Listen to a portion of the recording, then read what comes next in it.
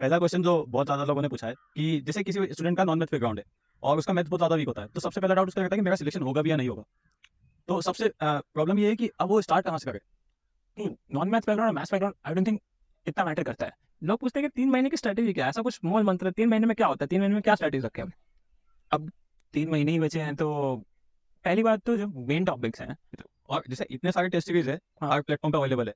लेकिन जैसे तुमने एस्पायर स्टडीज़ से टेस्ट सीरीज़ ली थी, तो उसमें ऐसा क्या डिफरेंट था? सीयूईटी के लिए कुछ बता दो कि क्या स्ट्रैटेजी रखें एग्जाम में और क्या माइंडसेट रहना चाहिए अभी इन कुछ बचे हुए दिनों में? हेलो एवरीवन, आई होप आप सभी के एग्ज़ाम्स के प्रिपरेशन अच्छे चल रहे होंगे। जो हम लोगों ने प्रीवियस अनाउंसमेंट वीडियो डाला था, उसमें बहुत सारे कमेंट्स आए थे, लेकिन उन्हीं में से हमने कुछ कमेंट्स को सिलेक्ट किया है। अभी उन कमेंट्स का सभी का आंसर कुछ निमसर टॉपर्स देंगे, जो फिलहाल एनआईटी त्रिची में है। और अगर इसके बाद भी आपके क्वेश्चंस कुछ रह जाते हैं जो हम लोग वीडियो में कवर नहीं कर पाए, तो आप इस वीडियो के नीचे कमेंट कर देना।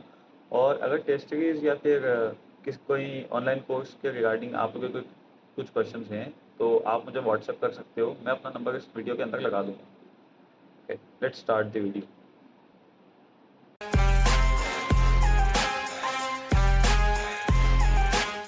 सो हेलो एवरीवन, आज हम लोग एक इंटरव्यू लेने जा रहे हैं।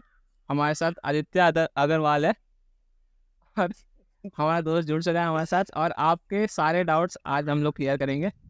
सो हमारे पास यूट्यूब पे बहुत सारे कमेंट्स में डाउट्स आए थे जो कि हमने रिलीज़ की थे पहले इससे, और आप लोगों ने काफ़ी अच्छा रिस्पॉन्स भी दिया है। तो उस पे जो भी डाउट्स थे हमने उसको कंपाइल किया है एक साथ, और आपके सारे डाउट्स आज हम आदित्य से पूछेंगे। तो सबसे पहले थोड़ा सा हम अपने दोस्त का इंट्रोडक्शन दे देंगे आपको। सो आदित्य का ऑल इंडिया रैंक 10 था निमसेट में, और हम लोग एनआईटी टीचे में ऑफ कोर्स आप देख ही सकते हो। और आदित्य की सीयूईटी में 264 मार्क्स थी। इनकी जामिया मिलिया इस्लामिया एंट्रेंस एग्ज़ाम में भी रैंक 1 थी, और सीईटी महाराष्ट्र में भी रैंक 1 थी, 100%। सो नो डाउट आपके डाउट्स है सारे क्लियर हो जाएंगे आज। तो शुरू करते हैं फिर। पहला क्वेश्चन जो बहुत ज़्यादा लोगों ने पूछा है कि जैसे किसी स्टूडेंट का नॉन मैथ बैकग्राउंड है और उसका मैथ बहुत ज़्यादा वीक होता है, तो सबसे पहला डाउट उसका रहता है कि मेरा सिलेक्शन होगा भी या नहीं होगा। तो सबसे प्रॉब्लम ये है कि अब वो स्टार्ट कहाँ से करे? नॉन मैथ बैकग्राउंड और maths background I don't think इतना मैटर करता है। इट जस्ट कोई जो मैथ्स है वो मोस्टली 10th और 12th की रहती है, वो सब करके आए हैं। द थिंग इज़ कि अब मान लेते हैं किसी ने मैथ्स बैकग्राउंड से है, फ़र्क नहीं पड़ता। फ़र्क इस बात से पड़ता है तो मेहनत कितनी कर रहे हो। करनी है, बस मेहनत करनी है। दूसरा मैथ्स बैकग्राउंड से तो उसे 2 घंटे ज़्यादा मेहनत करनी है, दैट्स इट। अभी क्या करना है, अपने कॉन्सेप्ट स्ट्रॉन्ग करने हैं, क्योंकि जनरली क्या होता है जो लोग मैथ्स बैकग्राउंड के नहीं होते उनकी बेसिक स्ट्रॉन्ग नहीं होते। So just don't try to rush it. ऐसा नहीं कि 1-2 दिन में या 1 हफ्ता लगा के एक टॉपिक करा, नहीं। एकदम आराम से एक टॉपिक करो, जब तुम्हें लग रहा है कि तुम कंफर्टेबल हो गए हो, टेस्ट सीरीज में उसके क्वेश्चन तुमसे बनने लगे हैं, then you can move on. और दूसरे को देखकर ना ऐसे घबराना नहीं है कि उसके हो जा रहे हैं, मेरे अभी तक क्यों नहीं हुए हैं। नहीं, क्योंकि तुमने थोड़ा धीरे शुरू करा है, कोई नहीं, आराम से करो, टाइम है तुम्हारे पास, और एंड में हो जाएगा, कोई दिक्कत नहीं है। मैं कई लोग दोस्तों को जानता हूँ जो नॉन मैथ्स बैकग्राउंड से थे और अभी एनआईटी में बैठे हैं। तो नेक्स्ट सवाल हमारा ये है कि यार आदित्य, बहुत कम टाइम बचा है एग्जाम के लिए, अभी तो 3 महीने बचे हैं लगभग। तो यार लोग पूछते हैं कि 3 महीने की स्ट्रैटेजी क्या है? ऐसा कुछ मूल मंत्र है, 3 महीने में क्या होता है? 3 महीने में क्या स्ट्रैटेजी रखें हम? अब 3 महीने ही बचे हैं तो पहली बात तो जो मेन टॉपिक्स हैं, जैसे प्रोबेबिलिटी हो गया, परम्यूटेशन हो गया, इंटीग्रेशन हो गया, पहले तो इन टॉपिक्स को उठाना है। स्पेशली आईएलटीएस की कंप्यूटर और इंग्लिश, इन सबको तो साइड ही कर दो, राइट। जो इतने टेस्ट में क्वेश्चन आ रहे हैं वो कर लिए, इनफ है। और अब पर वीक एक चैप्टर के हिसाब से करो, या फिर because you have less time, so I will suggest कि अब टेस्ट सीरीज पे ज़्यादा फोकस करो, try to learn through it. क्योंकि मैंने भी अपनी बारी में यही करा था, मैंने टेस्ट सीरीज से ज़्यादा सीखने की कोशिश करी थी कि तुम एक चीज़ सीख ली, अब तुम क्वेश्चन देखते हो टेस्ट सीरीज में, उसके बारे में कुछ नया पता चलता है, कुछ होता है टाइम नहीं है कि तुम आरडी लेकर चीज़ें एक्सप्लोर करोगे। तो just try to learn it through the test, and बाद में जो होगा देखा जाएगा। तो आदित्य, अभी जैसे तुमने बोला कि टेस्ट सीरीज से क्वेश्चंस करना ज़रूरी है। हाँ, लेकिन बहुत सारे स्टूडेंट ये बोलते हैं कि हम लोगों ने डीपीपी तो सॉल्व कर लिया है, क्या अभी भी हमको टेस्ट सीरीज लेना ज़रूरत है? ज़रूर। एक्चुअली द थिंग इज़ कि डीपीपी करने से क्या होता है, तुम्हें नहीं भी आती ना चीज़ें, तो तुम 1-1.5 घंटा लगा के इस क्वेश्चन को करते हो, बट वो जो स्पीड में करने वाली चीज़ है ना, और जो क्रिटिकल थिंकिंग है, वो बिना टेस्ट सीरीज़ के नहीं आती।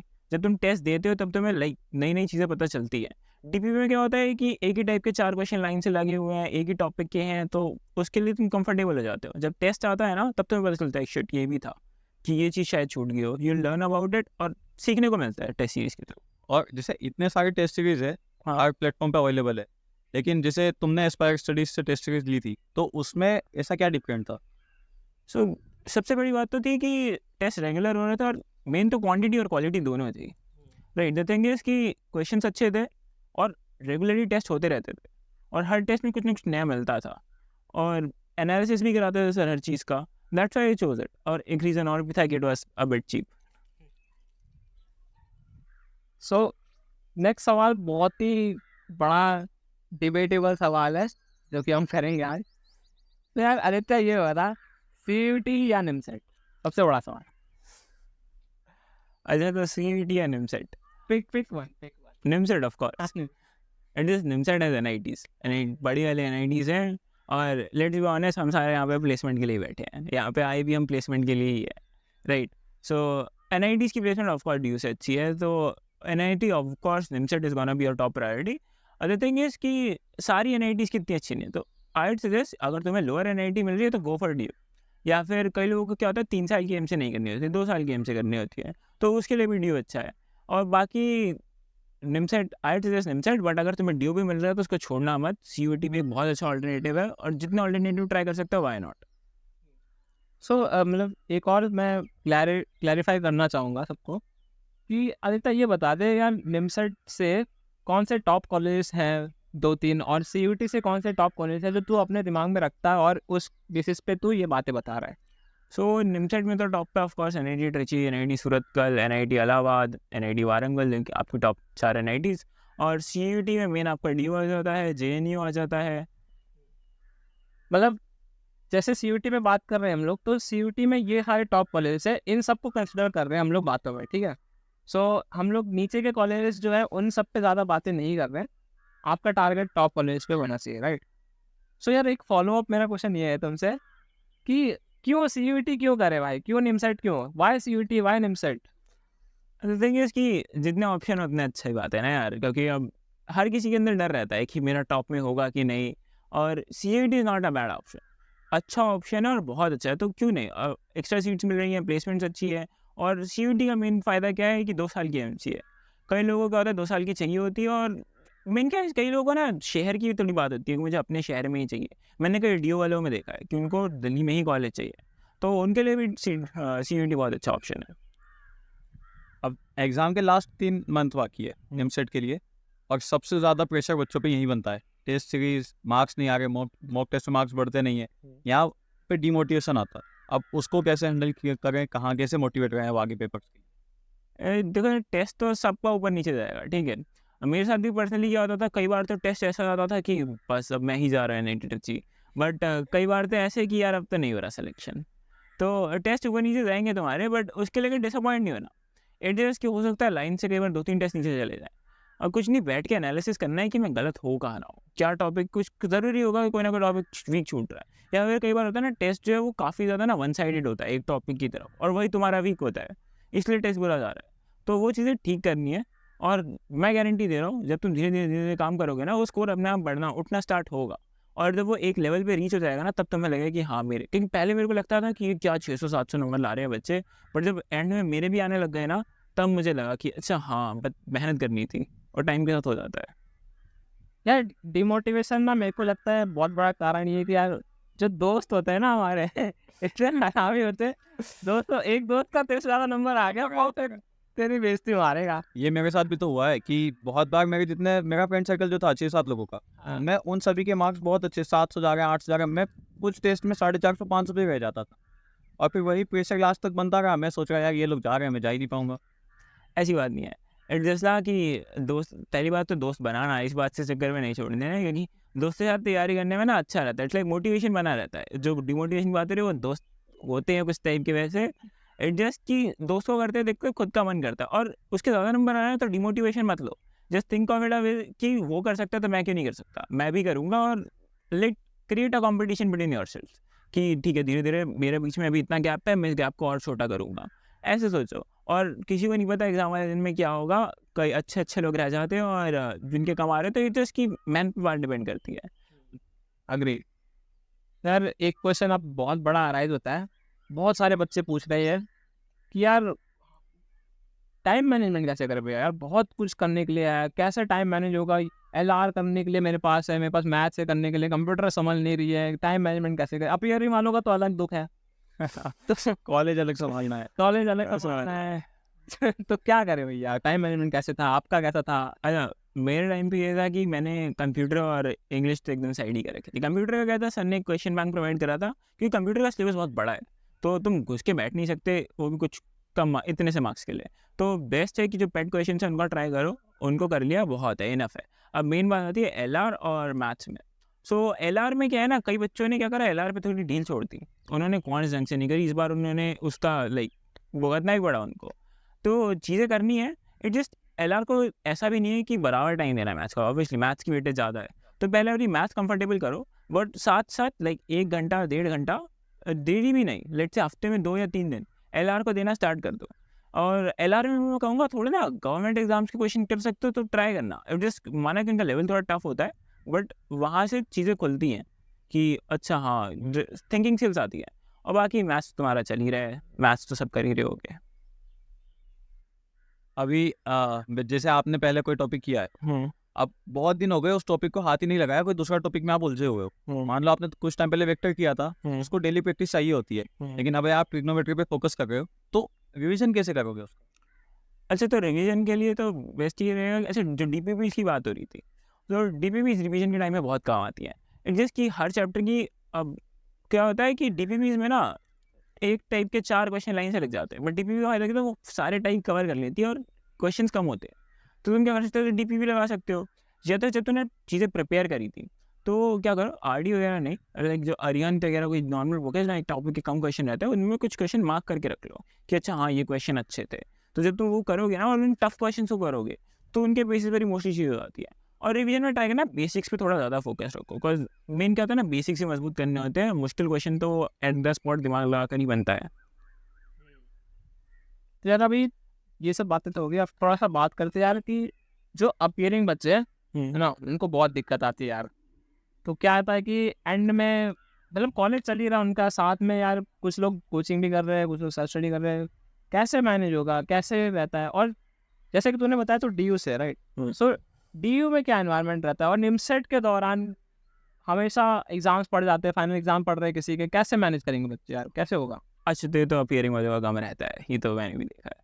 इट जस्ट कि तुम्हारा क्या था, निमसेट आने वाला होगा और उससे पहले 1 महीने पहले प्रैक्टिकली एग्जाम चल रहे होंगे। तो ऐसे में तो मैं कहूँगा कि पहली बात तो ट्राई करना, तुम्हारा सिलेबस जो है वो एग्जाम आने से पहले खत्म हो चुका। एग्जाम के टाइम पे सिलेबस के चक्कर में मत घुसना, रिवीजन वगैरह सब निपट चुके हैं। एग्जाम के टाइम पे तुम सिर्फ खाली टाइम में टेस्ट लगाओगे अपने। और हर कॉलेज का ना कुछ अटेंडेंस क्राइटेरिया होता है, तो अपने फाइनल ईयर में ट्राई करना कि ज़्यादा अटेंडेंस लगाने की ज़रूरत नहीं है, बस वो मिनिमम क्राइटेरिया मीट हो रहा है बहुत है। बाकी फालतू दिन तुम चाहो तो क्लास जाना छोड़ सकते हो, बैठ तो अपना घर पे बैठ के निमसेट की तैयारी करो। जैसे हमारे में क्या था, 70% क्राइटेरिया था, तो हमने लेकिन 70 से ऊपर तो कोई गया ही नहीं कॉलेज।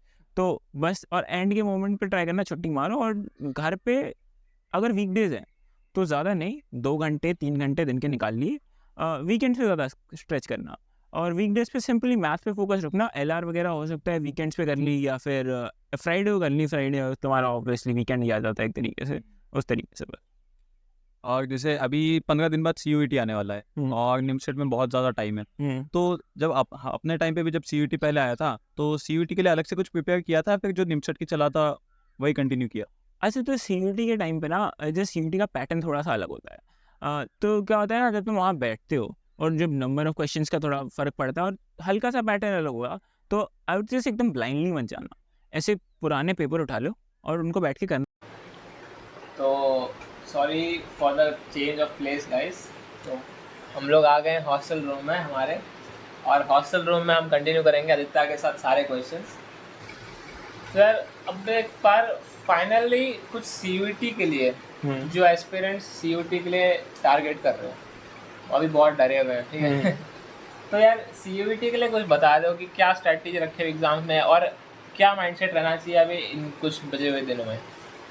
अब बस एकदम चिल माइंडसेट से जाओ कि जैसा हो। वैसे मानता है कि चिल हो नहीं पाता क्योंकि एग्ज़ाम पास आ रहे हैं, अब फटती तो सबकी ही है।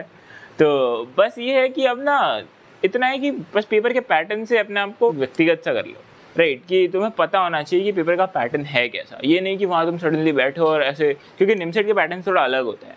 तुम सडनली यूज टू हो जाते हैं निमसेट के पैटर्न पे कि अच्छा ठीक है इतने मैथ्स क्वेश्चन आएंगे, फिर मैं रीजनिंग में ट्रांजिशन करूँगा। बट वहाँ पे ये दिक्कत देता है कि कहीं तुम एक टॉपिक पे फंस गए, लाइक मैथ्स नहीं हिल रही, तो तुम सडनली दूसरे पर जंप नहीं करते जल्दी से, तो ये नहीं करना। तो एटलीस्ट अपना पुराने पेपर देख लो और अब टाइम सिर्फ PYQs लगाने का है और बस कॉन्फिडेंस रखो कि हाँ हो जाएगा, बाकी कुछ नहीं चाहिए, और हो जाएगा, चिंता मत करो। तो यार काफ़ी अच्छा लगा, काफ़ी ये, चलो ये तो हमें तो पता ही था, हम लोग तो NIT टीचिंग में रहते हैं, लेकिन जो एस्पिरेंट्स हैं उनके यार दिमाग में काफ़ी सोच आती है, काफ़ी टेंशन लेते हैं, तो यार काफ़ी अच्छा लगा। आई होप आप लोगों के कुछ डाउट्स क्लियर होंगे इससे। तो आप लोगों के कमेंट्स जो हैं वो काफ़ी वेग भी थे, तो हम चाहेंगे कि आप लोग काफ़ी स्पेसिफिक कमेंट्स दें, हमें काफ़ी स्पेसिफिक क्वेश्चंस पूछें और क्वेश्चंस पूछें।